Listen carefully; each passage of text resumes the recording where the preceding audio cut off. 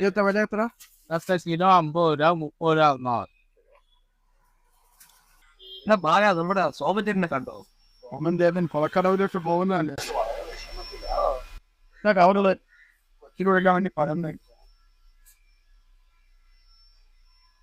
ഒന്നോരോ. നീ പോവാല, ഇവിടെ നിന്ന് ഈ പഴം മുഴുവൻ കഴിച്ചു തീർക്കും.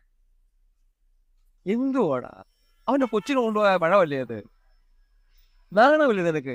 എന്ത് കിട്ടിയാലും ഓസാണെങ്കിൽ പിഴകിക്കോളും. ഇനി സ്വഭാവം മാറ്റാറായി.